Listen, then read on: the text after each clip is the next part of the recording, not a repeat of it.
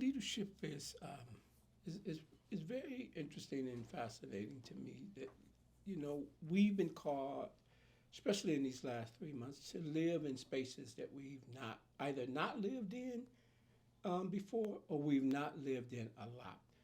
As fast as change is happening around us, it's called for us to really learn to live in the gray far more than we've lived in the gray in the past, right? And to rely on insights and wisdom and learning that is not always concrete.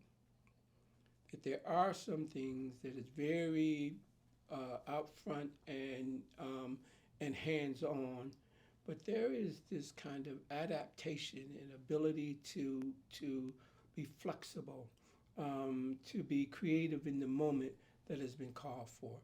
And I think that in some ways, it's interesting to me because in some ways, it's calling for us to show up differently, to exercise our skills differently, but also I think it taps something that already exists in us. I think that there are some deeper sense, different ways of knowing how things happen or how things should be aligned or how processes ought to happen that we've not been able to tap into.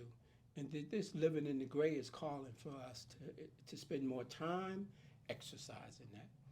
And so I enter into leadership knowing that I don't need to know all the answers, that I don't need that, and that others may not know all the answers, but that places and spaces and ways that we've never thought about kind of gaining insight are in front of us now, and that we're paying attention in different kind of ways. What are people not saying, as opposed to what are people always saying, right?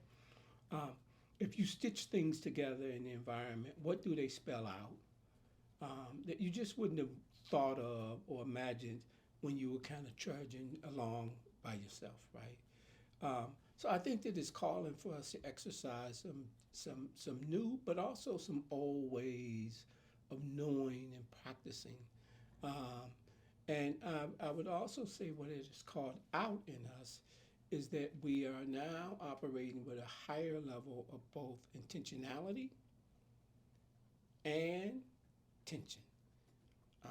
And even though I mentioned this kind of gray area, there is a paying attention and being deliberate about paying attention to what's in the gray, right? We didn't do that half the time. If it wasn't solid and wasn't something that we could put our hands on, we didn't have the time for it, right? Because things had to happen.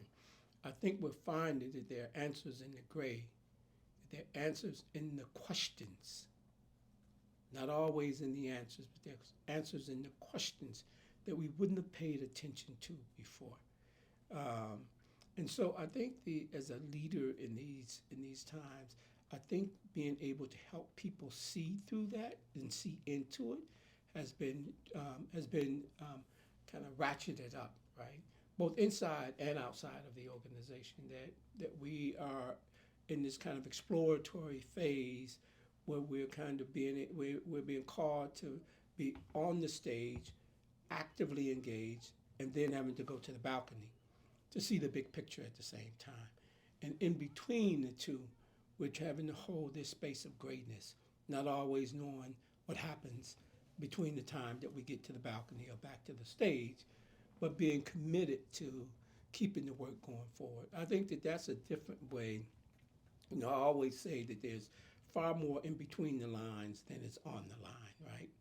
That it's in that space in between the lines that I think we'll begin to find some answers. And that's a different way of practicing leadership. It's leadership without easy answers. It's leadership that hold answers that span time. It's leadership that calls for you to have a sense of, I don't want to say hope, but a sense of groundedness and the ability to hold what is unpredictable sometimes. I think it's that kind of leadership, and I don't think it's momentary. A moment. I think that it's calling us. We're being trained and engaged and invited to up our level of leadership and the tools that we use in leadership in ways that we just not had to do in the past. I was just at an enclave where, as an elder, I was asked to speak. And one of the things that I touched base on was, there's this kind of work that we do in our respective organizations and in our titles and positions. But two things I kind of held up. One is that when we are truly in this work, we come to it not as occupations, we come to it as vocation. That there's something very deep inside us that teaches us that there's work that we should be doing and should be committed to. And unlike an occupation, you don't retire from it, right? So careers are born to die because folks look for the day that they come to an end. With this work, I think that with vocation and sense of and purpose and calling, not only do you come to the work with a deeper sense of commitment, but you come to the work drawn from a deeper sense of wisdom, right? That you didn't just get trained up, you didn't just go to school, you didn't just go through some cohorts in order to be prepared, but you were sent to do this work, right? The second piece is, I think that part of being able to really fulfill that is self-study. That self-study is a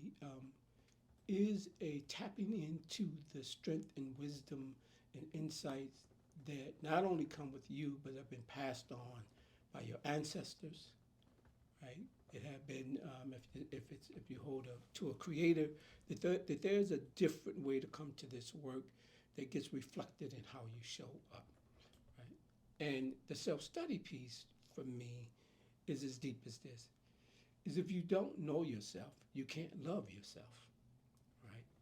And so studying yourself really is the only way you get to really know who you are, and to know how to embrace yourself. And so as an elder, part of what I try to help folks do and help is tap you.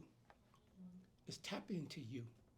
Tap into your gifts beyond occupation, beyond career paths.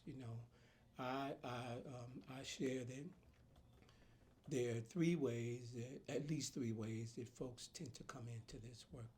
One is that someone noticed something deep inside them a long time ago and cultivated it and helped them see it. And then they, in turn, try to live into it.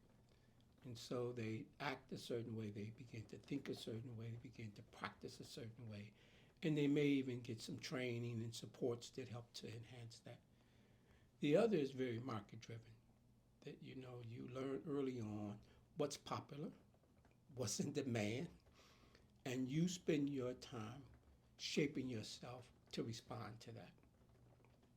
Now, both of those are good, and in both of those cases, there could be people who center around you and help to support you and lift you up.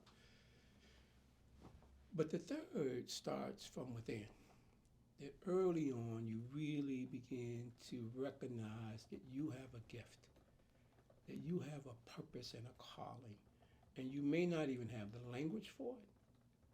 You may not even fully understand it, but it's there and it keeps plugging at you. It keeps tugging at you. And over time, as you have experiences with others, part of what they do is help to pour that out. But it's not like they're putting things in you. They're helping to pull what is in you or pull what is already in you out. And as a result, then things like your jobs, your position, my position as president and CEO of Nexus Community Partners is a platform for me to live out purpose. It means I've never pursued a career. I've never pursued an occupation. I've always listened for the calling. And that calling I understand to be much bigger than me. And so I think that the way that we enter into this work now is going to be extremely important. And it goes back to this place that I was speaking of a little bit earlier about not only being able to live in the gray, but to hear in the gray, to hear messaging, to hear what people are saying, even when they're not using their mouth, right? To see people in ways that have nothing to do with your eyes, right? And to speak, I think that's the kind of leadership that we're being called to do. And it is rooted in culture, and it's rooted in wisdom, and it's rooted in values around rest and self-care and all those things that I think are going to be important to the work as we go forward, especially if we become more and more intentional and raise the tension of the work that we're engaged in. I think where we've been just won't do it anymore. And so we're called to do work that is very a heightened level of work, that it holds a heightened level of awareness of who we are and what we bring to the work, and then how others contribute to it.